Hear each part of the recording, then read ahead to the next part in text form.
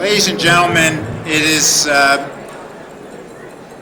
my honor tonight to welcome you to the 303rd dinner meeting of the Economic Club of Chicago.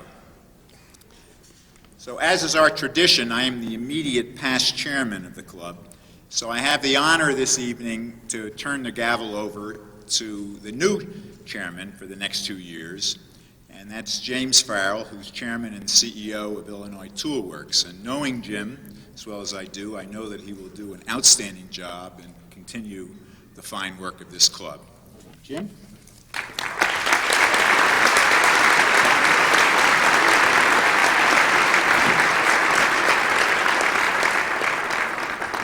Thank you very much, Michael, and I appreciate your good wishes and your continued support of the club. I've already experienced a lot of that cooperation tonight as we prepared for this evening, so I gratefully do accept this responsibility. And now, Michael, if I could ask you to remain up here with me for a second. It's my privilege tonight to honor you with a special presentation, a certificate for life membership in the Economic Club of Chicago. This is given in recognition of your outstanding leadership and dedication to the preservation of the ideals and traditions of our club. Please accept this with our sincere thanks for your many accomplishments during your term of office, and as I know you very well, a job very well done as usual. Thank you, Michael.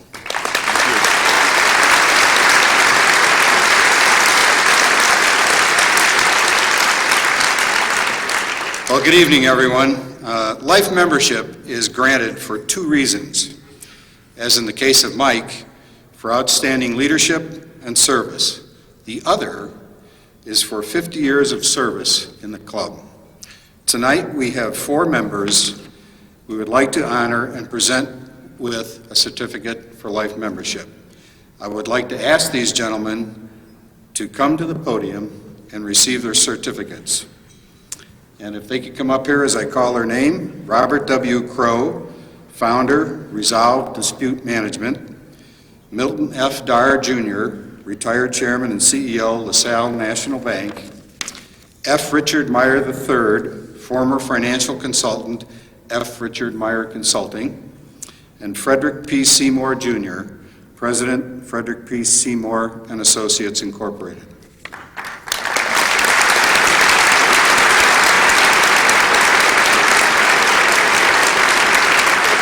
These men have been members of the Economic Club for 50 years, and on behalf of the club and the entire membership, I'd like to thank you for your continued service and support through the years. Thank you.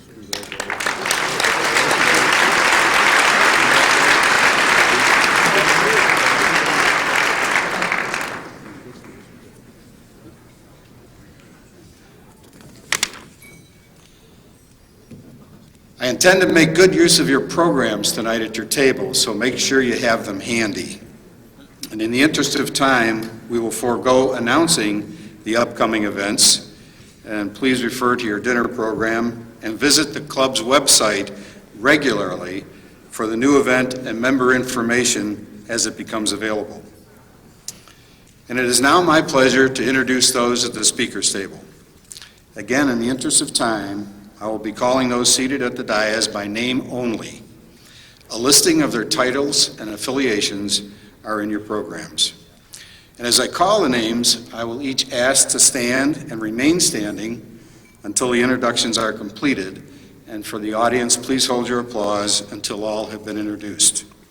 Beginning at my far left, Emily Reynolds, Arnie Duncan, Jane Carr Thompson, D. Cameron Finley, Robert S. Murley, Chester A. Gugis, Frederick B. Seymour, Jr., Robert S. Osborne, Melanie Hobson, Robert W. Crow, James W. Compton, Leah Zell Wanger, Henry S. Beenan, Leo F. Mullen, and Michael Moscow. And now to my far right, William E. Moeller, Adela M. Cepeda, Don M. Stewart, Donna M. Carroll, F. Richard Meyer III, John Rao, Christina M. Chen, Carl W. Stern, Lyle Logan, Milton F. Darr Jr., David B. Weinberg, Penny Pritzker, and John D. Nichols. And now, a round of applause, please, for this distinguished group.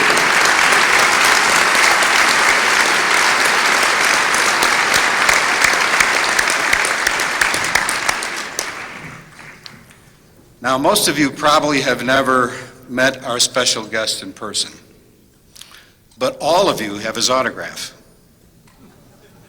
As Secretary of the Treasury in 1999 and 2000, his signature appeared on millions of bills, some of which are probably in your wallet tonight. So if you'd please take those out and pass them forward. I promise to collect them, audit them, and I'll get them back to you. But that's far from the only place where Lawrence Summers has made his mark. He's an economist by training, which means he's heard all the jokes from fellow academics about his profession's alleged lack of intelligence. Like the one about the president of Mensa, the high IQ club, who dies and goes to heaven. His room isn't quite ready yet, so St. Peter brings him to a dormitory where there's a few others in waiting and begins to introduce him around. He introduces him to Bill and says Bill has an IQ as 150. And the president of Mensa says, "Oh, that's terrific." He said, "We can have a lot of talks about physics and math." And then he introduces him to Frank. Frank has an IQ of 100. And the president of Mensa says, "Well," he says, "we'll have a lot of fun talking about the latest television programs." And then, just then, the next fellow sticks out his hand and said, "Hi, my name's Jim." He said, "I'm sorry, but I only have an IQ of 80. To which the president of Mensa says, "Well," he says, smiles, says, "Nice to meet you." He said, "So, tell me, where do you think interest rates are headed?"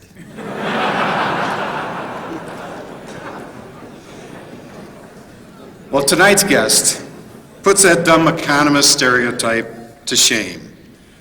Saying Larry Summers is smart is like saying Don King has hair. His parents were both distinguished professors. Not one, but two of his uncles were Nobel Prize winners in economics. Talk about a deep gene pool.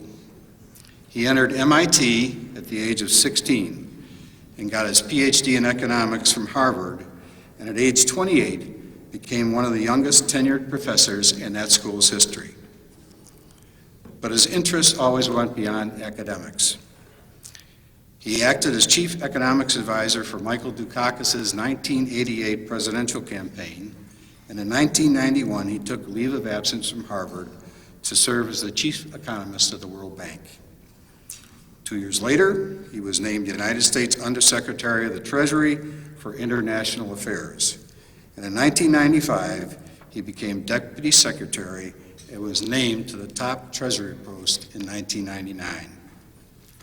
Then in 2001, after a 9-month search, Harvard University named him its 27th president. Harvard, as you may know, is 152 years older than the United States, yet has 16 fewer presidents than the States has. So his is a position defined in part by tenure and tradition. But nobody expected Larry Summers to be traditional. In addition to the dumb jokes, economists sometimes suffer from a reputation as equivocators. George Bernard Shaw said that if all the economists were laid end to end, they still would not reach a conclusion. Once again, Larry Summers puts lie to that libel. No one has ever accused him of not knowing his own mind. And in the past 2 years, he has definitely shaken things up at Harvard. He has disagreed with some of his deans. He has spoken out against grade inflation and what he sees as growing anti-Semitism on campuses. He has ordered the first thorough review of Harvard's undergraduate curriculum in more than a generation. And maybe most famously, he has suggested that some star professors should pay more attention to their scholarship than their press clippings.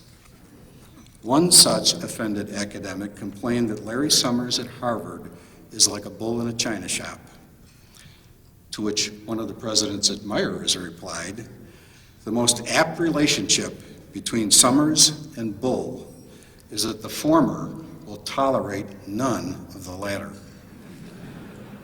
That, in fact, has always been his reputation. A friend puts it this way: it's fair to say that he's into facts. Larry Summers himself says, "The authority of ideas, rather than the idea of authority, reigns supreme." That mindset makes it difficult to pigeonhole him politically or ideologically. In the past year, he has worked to raise the profile of the ROTC program at Harvard, while also arguing forcefully in favor of race as a valid factor in university admissions. One thing about Larry Summers is certain: he is a brilliant and original thinker. What he's thinking these days is that the life of a university should be a part of, not apart from, the life of the nation and the world.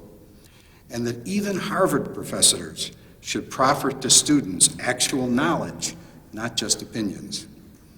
As he says, it's more important for students to have a basic understanding of literature than of the current fashions in literary theory.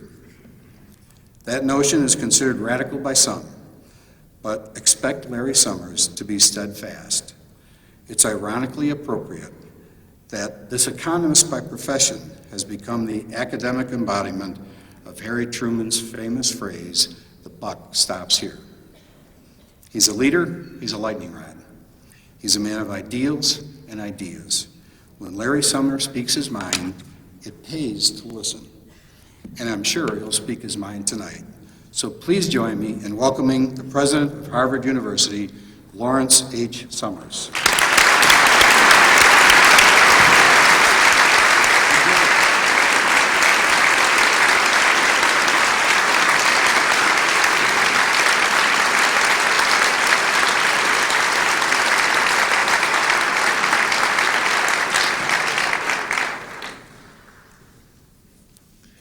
Jim, thank you very much for about 85% of that introduction.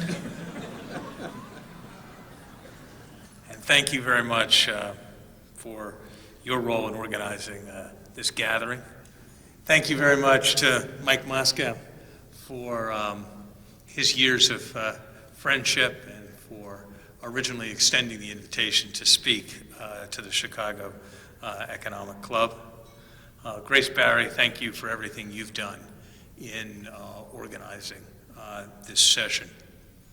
You know, I've had opportunity in various capacities to visit Chicago many times, and it is a city with a uniquely rich civic life, and that, I think, is a great strength of the Chicago community, and certainly this economic club is a legendary part of all of that.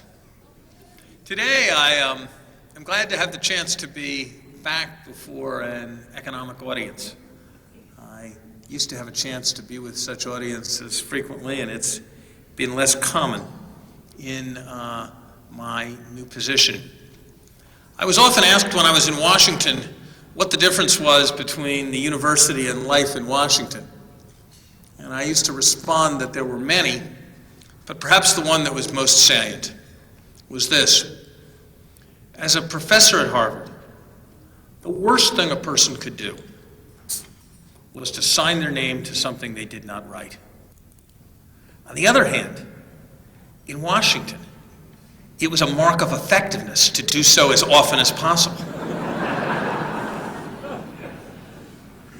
And now back at the university, I'm asked, what's the difference between a university and Washington? And there are many differences there too. But here's one that says something nice about the university, but it's also a cause for concern. Took me a little while to get used to it. But in Washington, if you're a member of a president's cabinet, on any given day, if you are destroyed by scandal, half of the people in the city will walk around with an extra spring in their step for happiness. And while we in academia may have our differences, and there are certainly sharp differences in view, there is none of that emphasis on personal destruction, which can be so damaging to our civic life. More seriously, I'd like to talk about tonight some issues that transcend, I'm convinced, the economic issues that I had a chance to grapple with when I was at the Treasury.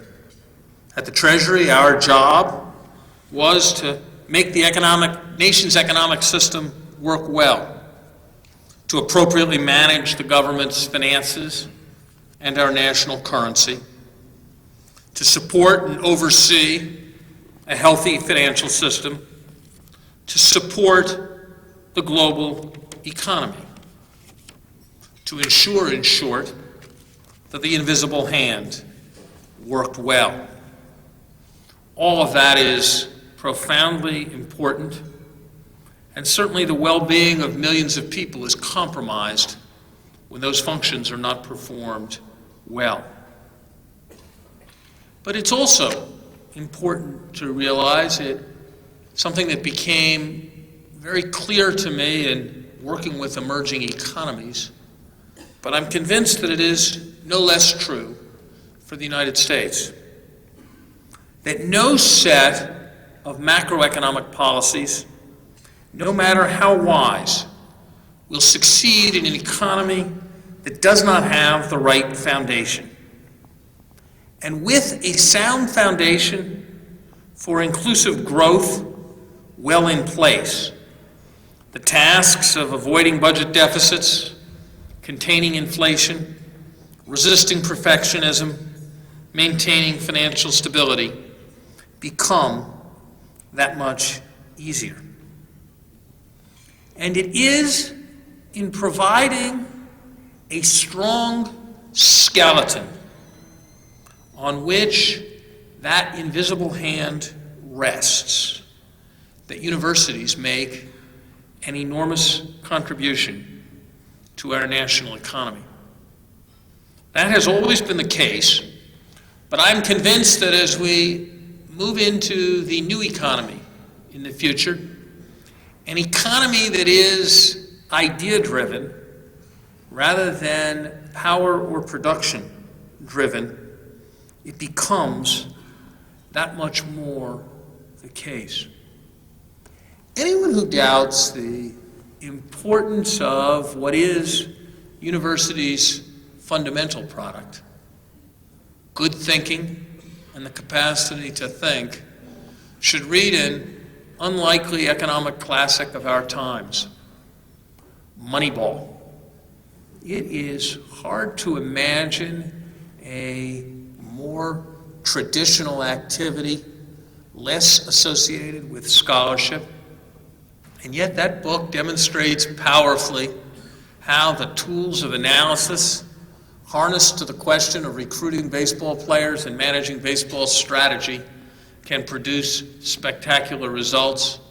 Teams that consistently, with a third of the payroll, outperform teams with payrolls 3 times as great. Ultimately, any market economy rests on a strong skeleton that needs to have a foundation of 4 pillars: ideas, international stability, inclusion, and intangible values. And universities make a great contribution to our national life in all of these respects. Ideas. Every study of economic growth reveals that its dominant source is not growth in physical capital. It's not even the growth in productivity that comes from a more educated workforce. It is innovations and ideas that drive our economy. Think about this city. A major industry, if not the major industry in this city, is the trading of futures and options, now dominantly on financial products. That idea emerged from Milton Friedman in the late 1960s as a byproduct of quite abstract economic research. Yesterday's newspaper reported that 2/3 of American welfare spending now goes to those who work, in contrast to the situation 10 years ago when only 1/3 went to those who work. That revolution in our national policy is not unrelated to the fact that the governor of Arkansas between 1990 and 1992 carried around a paper written by a Harvard professor entitled "Making Work Pay" as the solution to our poverty problem. Jim was kind enough to refer to the now diminishing presence of my autograph on pieces of paper that you all carry around. You carry those pieces of paper around after you get them from an ATM machine. Secure transactions on those ATM machines would not be possible without encryption. And encryption, in turn, is derived from powerful and highly abstract research in the most abstract branch of knowledge, mathematics, and the most abstract branch of mathematics, number theory, on the factorization of prime numbers that was carried out in the late 1980s. And the most dramatic example is the one that will be coming to your minds: the power of biomedical research. It's been estimated by Kevin Murphy and Robert Topel at the University of Chicago that if you compare the social benefit of all of the economic progress and increases in standard of living that have taken place over the last century, and the benefit of the improvements in lifespan and health that have come out of scientific research in the life sciences, that those two are of roughly equal value. That most of us would actually prefer to have the health experience of a person born in 1950, a person born today, and the standard of living that went with America in 1950s, than to have the standard of living that goes with today and the health experience that goes with 1950. And that is a product of a small base of research. Now, when people talk about ideas, they often use the phrase intellectual property. I'm convinced that that is a profoundly misleading term. It is profoundly misleading because whenever you think about property, you think about something that if one person has it, another person cannot. Only one person can wear my shoes at a time. Only one person can farm a given plot of land. But my use of quantum mechanics in no way interferes with your use of quantum mechanics. And that captures something very profound about a market economy. Because if something is made freely available, it is very difficult to capture a return from making it freely available. And if, in order to make its production economic, access is restricted and sold, something very important is lost. Suppose someone had patented quantum mechanics or patented the idea of DNA. Think what would have been lost. And that is the reason that for the most basic search for truth, we cannot rely on market mechanisms, but need to foster social mechanisms that are based on very different principles. The kinds of principles of open inquiry that undergird America's universities.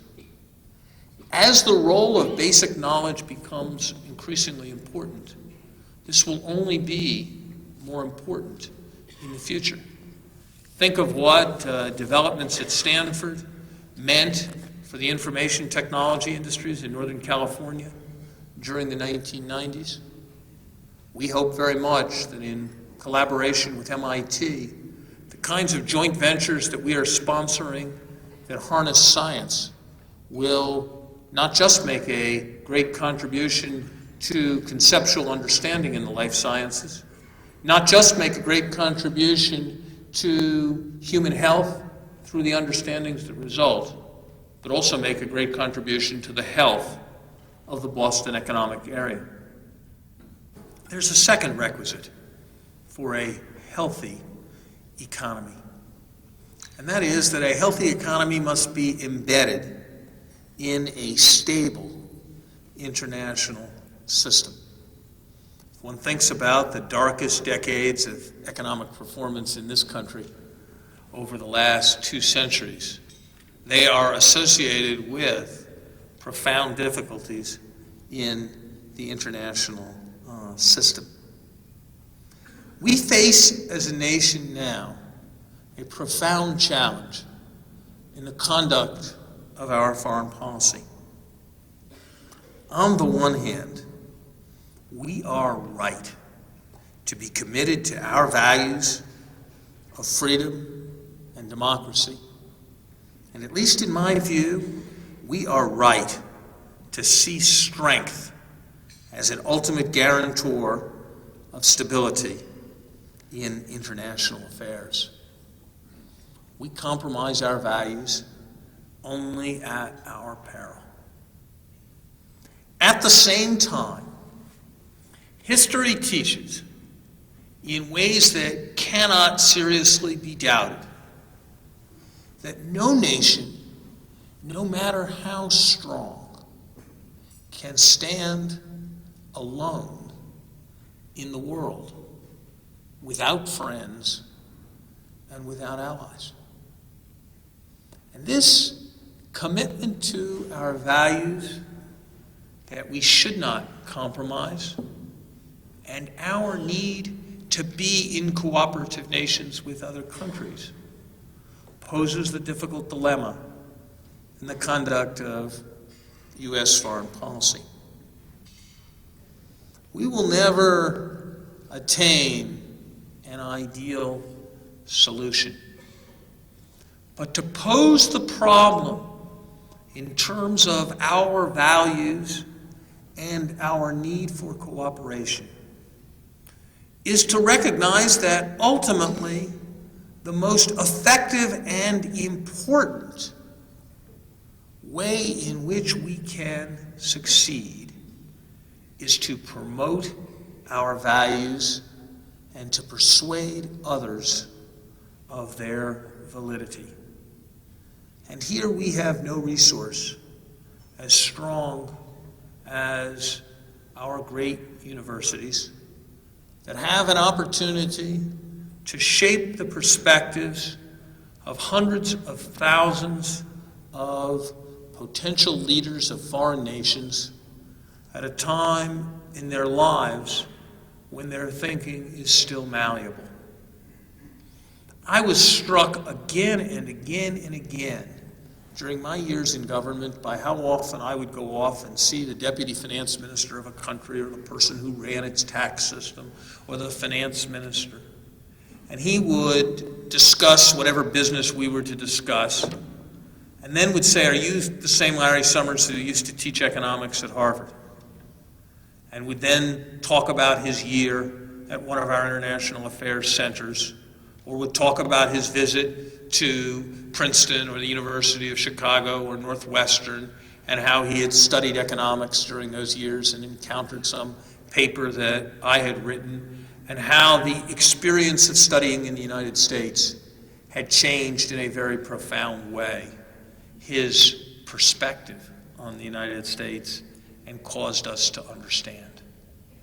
Promoting more of that understanding would be a bargain at 10 times the price. Equally,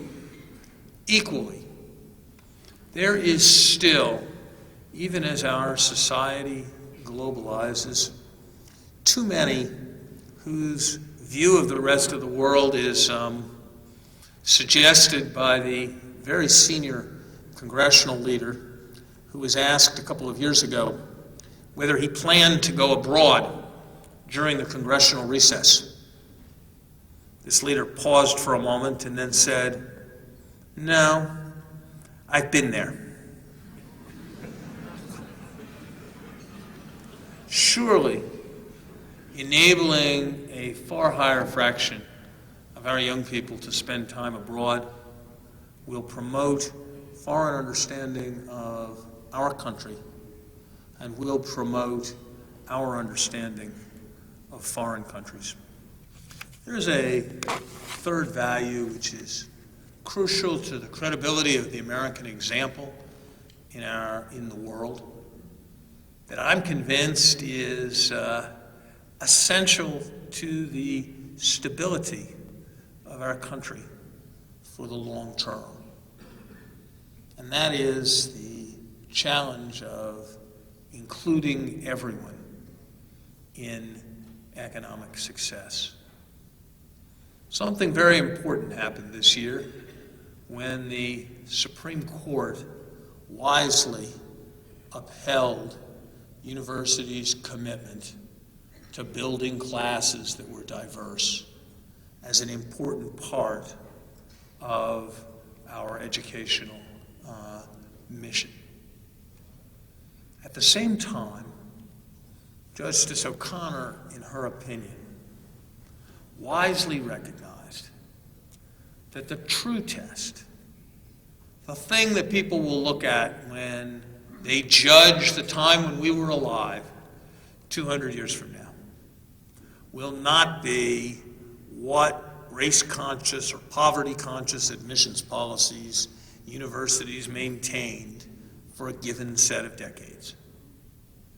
The ultimate challenge will lie in what we are able or what we are not able to do to promote universally successful education. You know, in an elitist era, the Duke of Wellington famously observed that the Battle of Waterloo was won on the playing fields of Eton. The battle for America's future will be won or will be lost in the public schools of this country. Universities have a great stake in the success of those public schools, and we all as citizens have a great stake. Some things that are important for the public schools are things we know. The New York Times reports this morning that in a major high school in the Bronx, lunch begins at 9:21 a.m. because of overcrowding. And classes are held in the principal's office. We all know the statistics on how far behind too many kids lag. None of us know the answer to these questions completely, although from what I've been able to learn and from what I've been told by Ellen Lageman, who we were able to recruit to Harvard from the Spencer Foundation in Chicago, Arnie Duncan knows more of the answers than just about anybody else. You are a remarkable example, Arnie. But it seems to me that we in universities have a terribly important role to play in this. You know, if you look at the history of medicine, in 1880, the occupation of being a doctor was about as prestigious, was about as respected as the occupation of being a barber. And it was very different 30 years later. And if you ask the reason why, it has a great deal to do with what happened in American universities, with what medical schools became. Places that were grounded in science, places where the faculty actually did research and learned things. And when they learned things, they were able to teach them. And that raised the prestige of the profession, which in turn raised the quality of the people who went into it, which in turn improved the performance, which in turn raised the prestige of the profession still further. And that is a dynamic that we very much need in the educational profession. I hope the day will come when as many of America's first-rate minds are thinking about how to educate our kids better as are thinking about how to exploit anomalies in the term structure of interest rates. And that is a value that great universities can work to inculcate. You know, the great surgeon Osler was asked in about 1910, at what point in the history of medicine did he think a random patient seeing a random doctor had a better than even chance of being made better off? And Osler paused for a moment and then he said, oh, about 15 years from now. Sometimes I worry that the same may be true in the questions of the application of social science to policy.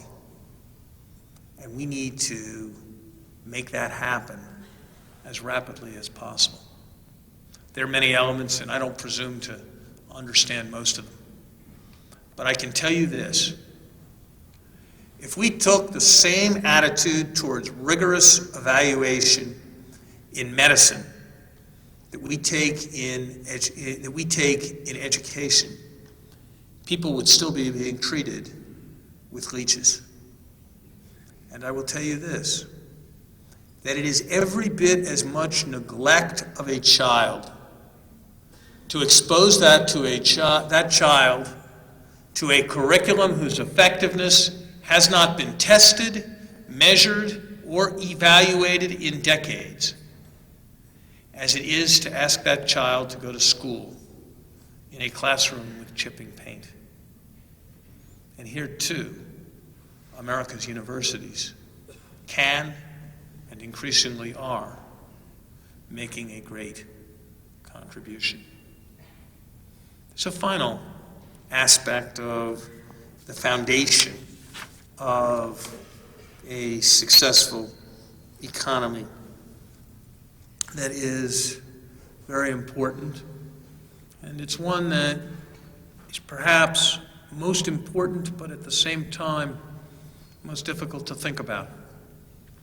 And that is the intangible, non-measurable values that pervade that economy and that pervade the behavior of those who participate in the economy.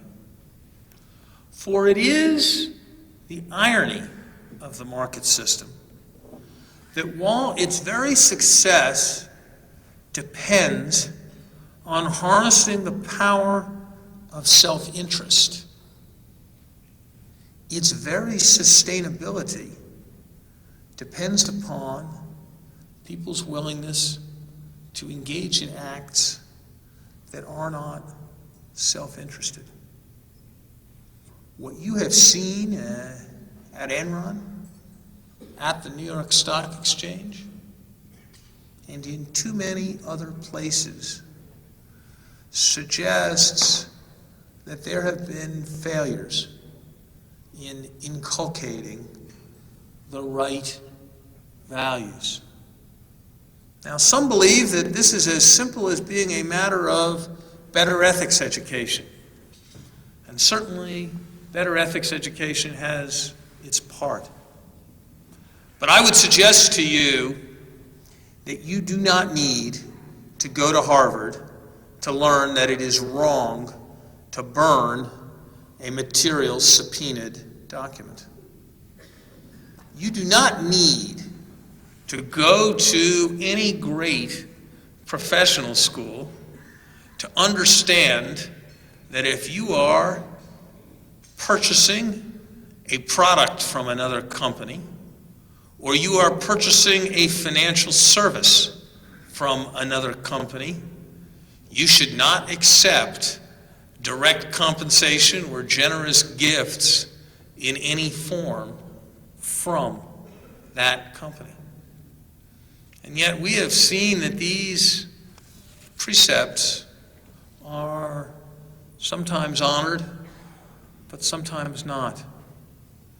And I wonder, as we educate our students, and this will certainly be an important issue as we review our curriculum at Harvard, whether we don't need always to remember that education is about learning the right answer, but it needs also to be about doing the right thing. And as we inculcate values, as we recognize virtue, and as we respond to problems, sending a signal of the kind of values that we want our society to have. At the time in their lives, between the ages of 18 and 25, when our students' views are probably most susceptible to change, whether we do not have an enormous impact in that way. You know, if you look at the long sweep of history, what happens in universities can often be a leading indicator for what happens in broader societies. The destruction of Arab universities as centers of learning centuries ago. The problems of German universities in the first half of this century. The difficulties of British universities in the post-war period. The Renaissance in American higher education with the spread of availability, meritocracy, and a deep commitment to research in the post-war period in the United States. The commitment to higher education that have been made by the most rapidly growing societies in East Asia. We need, as Americans, to ponder not just the management of our economy, but the foundation on which it rests, the capacity for ideas and innovation, the international order in which it is embedded, its success in being inclusive, and the values of those who participate in it. As we ponder those questions of foundation, I'm convinced we will increasingly be led back to America's universities. Thank you very much.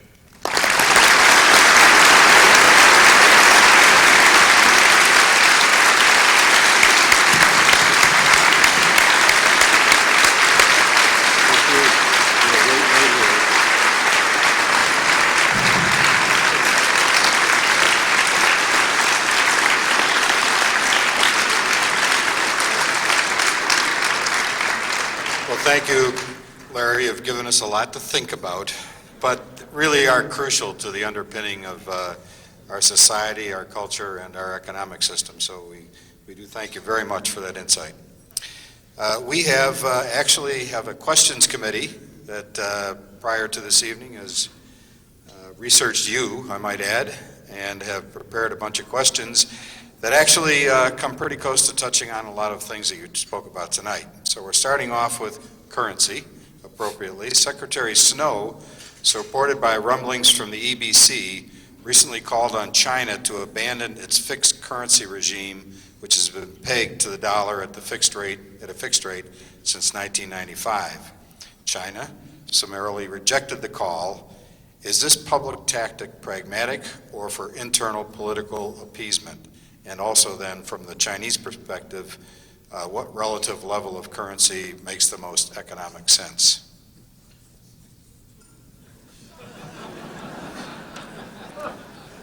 Most of the time when I'm asked... In 3 words or less. Most of the time when I'm asked questions about exchange rates, my response is to predict that they will fluctuate. Of course, with respect to the Chinese currency, that would be a consequential statement, and so I need to be careful of making it. I think it's probably usually for the best to treat issues of exchange rate policy as matters for quiet diplomacy between nations rather than as matters for public request anchored in commercial considerations. And so I think it's best to think about the Chinese exchange rate question in the context of the overall development of China's capital markets. And I would not be surprised if, in that context, at some point in the future, a less rigid exchange rate regime became appropriate in the view of the Chinese. But I also know from the time that I was in the Treasury that the judgments we made and the things we said were often based on a range of considerations that it was very hard to appreciate from the outside. And so what we were doing it was difficult to explain exactly what we were doing because of various things that were confidential. And so it looked rather less rational than it was. And so I don't feel in a position as an outsider to judge the policy decisions that the Treasury has made. Sticking with currency, has the euro benefited European participation in international markets? If not, what has this all been about? And if yes, should there be other regionalizations of currencies such as South America? What the euro has I don't know that the overall economic performance of Europe has to date been substantially affected by the existence of the euro. I think there's been some reduction in transactions costs for trade within Europe, which has had some benefits and some loss of domestic flexibility to adjust macroeconomic policies within particular countries, which has had some, first is a gain, the second is a loss. But what the euro is about is none of that.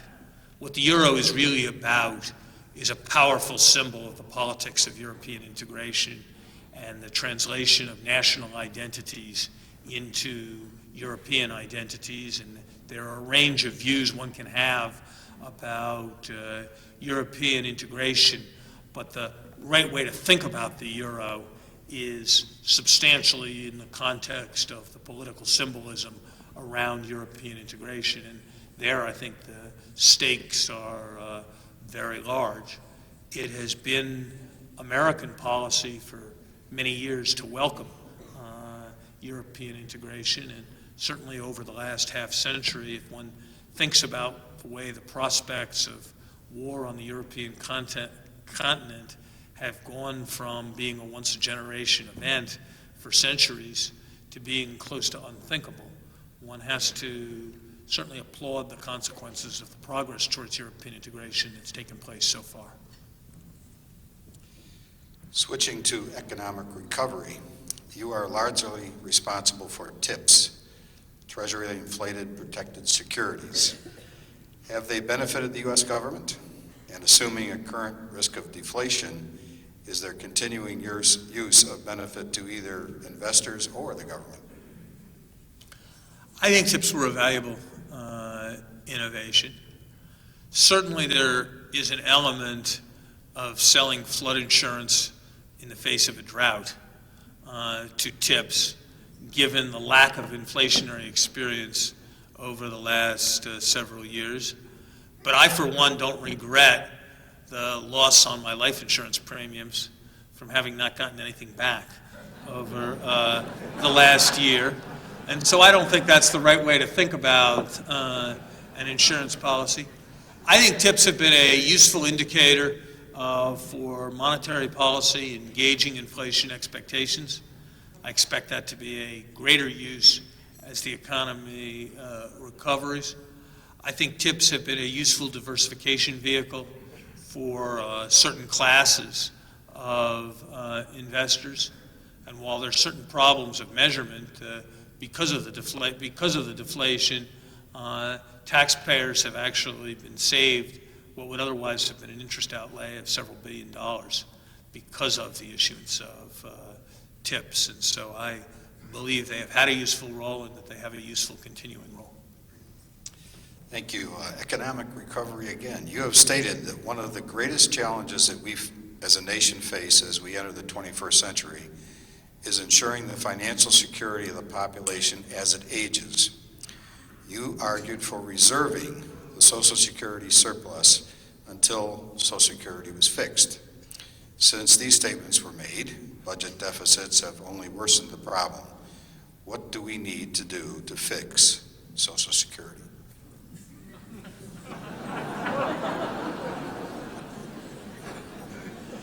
I am president of one institution. I am not running for president of anything else.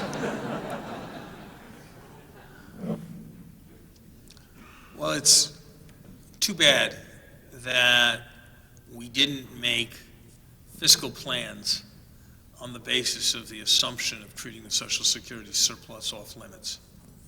Because if we had, we would be facing a much less serious long-run fiscal situation today. We had options that did not involve tax increases and that did not involve budget cuts and benefit cuts for fortifying Social Security. We no longer have those options because of the choices that have been made in the last several years in the face of adverse economic developments. I think the right answers lie in a combination of measures that have the character of the measures that were put in place in the 1980s.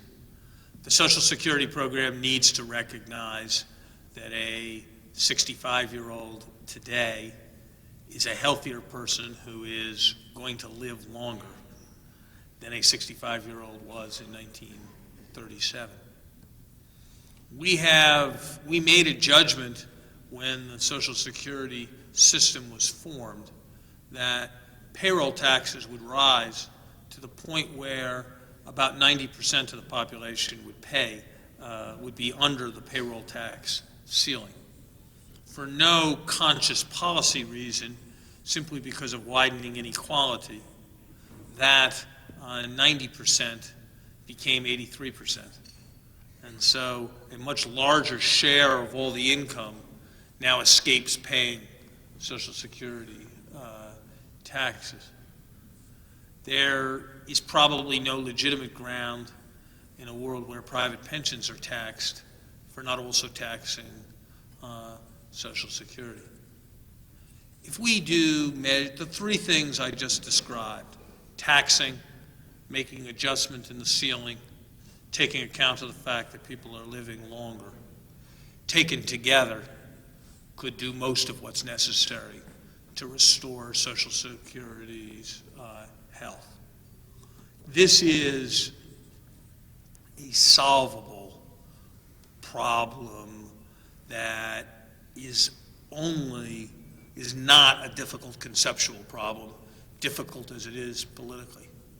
I would contrast that with the much more profound dilemmas that are associated with the long-term containment of healthcare costs, of an aging population in a world where technology is producing an increasingly large number of things that can be productively done, but done only at substantial expense. And I think the really profound judgments and the ones that will repay a great deal of thought have to do with the entitlement programs in the healthcare area. Thank you. Two more questions. While at the World Bank in the early 90s, you received wide acclaim for advocating more education of women worldwide. Please describe how women students have been integrated into Harvard Business School. What is the percentage of women to men? And do you intend to improve the numbers? And if so, how? You know, if you look at the Harvard campus today, it's very different than it was when I was a graduate. When I was a graduate student, I don't remember the precise numbers in each of our schools. The college is 50%, is 50-50. The medical school actually has somewhat more women than men. The law school has just about 50-50.